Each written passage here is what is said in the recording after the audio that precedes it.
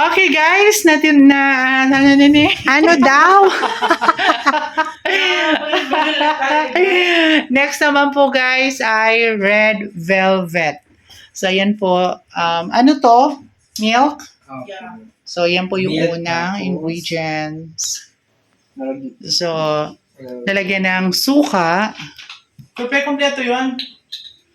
Ayan guys, o di ba ang gwapo guys na nagluluto guys kasi birthday po niya. Ayan.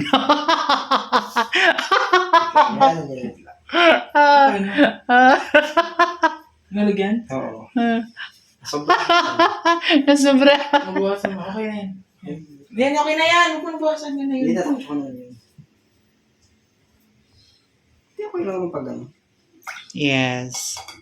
Kaya naman nilalagay yan is to balance the consistency. Ayan guys, so narinig nyo, to balance the consistency. Kaya may suka. Hindi kagaya mo, may suka ka. Sabay ganun. Aray ko naman. So, red velvet guys ang ating gagawin. Ayan, antay lang tayo. Ayan yung ating chef. Yeah. Saan si baby ko? Gusto ka ba rin? Prepare na naman tayo guys ng mga dry ingredients. Siyempre, flour. Tsaka guys take note, hindi basta-basta yung flour na ginagamit. Magnolia. Saan pa kayo dyan? So, nasa inyo naman yung guys kung ano yung prefer nyo. Kung anong flour.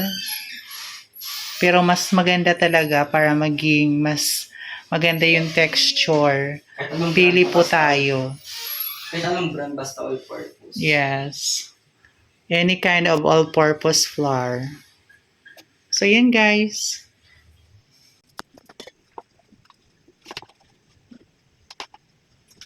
Yung isang set niyan, 2 cups. 2.5.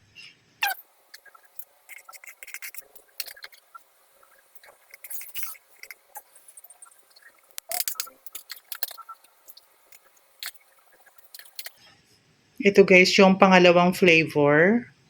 Kasi gagawa kami ng 3 layers. Kasi ang ating birthday chef, yan. Basta-basta. Oo. Kaya guys, kung sino po may gusto, comment lang po kayo. Around 13 po. Kung saan po kayo banda sa 13. Tapos, yung pick up po natin sa SM 13.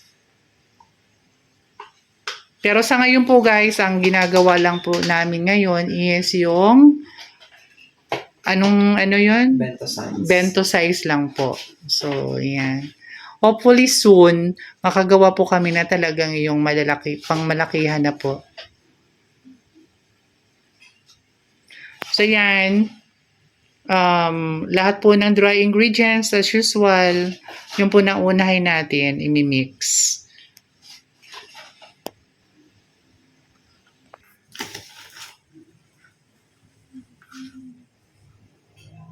So, 4 siya na tablespoon. Ng kukwa. Kokwa. Ito guys, hindi ko lang nakamahal. Tapos ako nang nila. Pwede nga yan gano'n yun. Yan. Sige, ano ba gagawin mo? Wala kang baking soda, baking powder.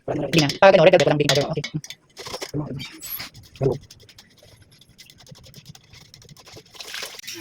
Tapos, inimix siya para mag-mix ang lahat ng dry ingredients. Paikot-ikutin mo guys hanggang maikot ka, hanggat mahilo ka kagaya ng pinapaikot ka ng jowa mo. So, And then, sugar.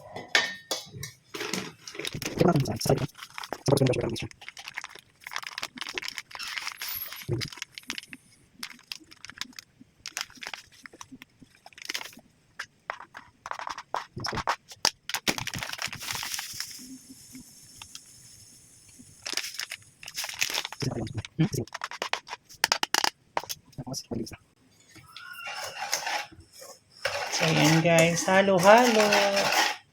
After that, wet na. Wet.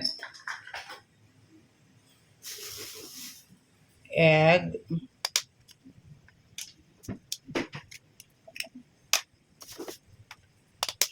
Hindi mo naman.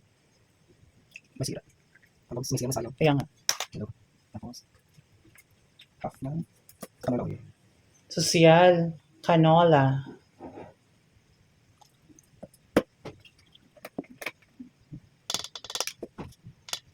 Tapos, Ano?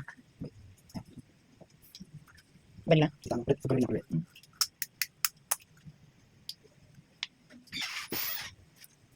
Kaya ano, red velvet.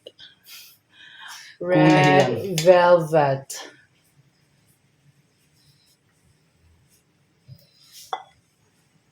Tapos yun na siya. Ayan guys, yung milk with suka.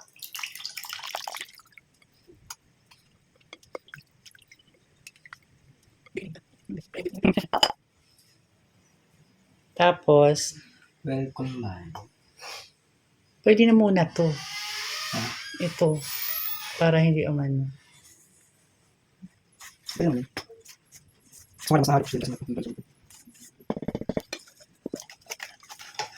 Ayan. Yan ang kulay niya guys.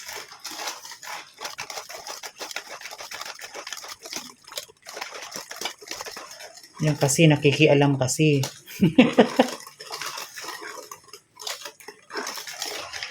Di ba? Dark. Ang ganda niya. O, diba guys? Yan yung red velvet, guys. Tapos, syempre, as usual, sasalain pa rin po siya.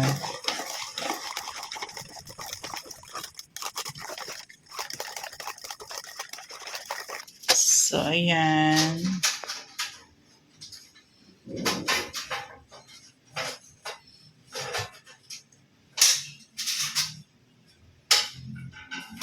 Isasala guys para hindi maging mabuo ang ang kanyang texture para maging firm. Para kung may mga buo-buo, kagaya ng ugali mong buo, ayan, may hiwalay. Dahil ugali kang pangit ka. Yes. Tingnan mo, makikita mo kung pangit ugali mo, ayan, tutubo sa'yo bukol.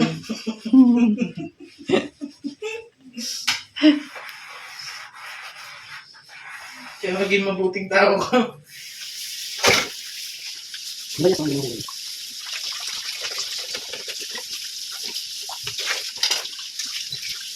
Alam nyo guys, kung gusto nyo talaga, comment lang po kayo, like, share, and comment, subscribe. Maliit lang po kaming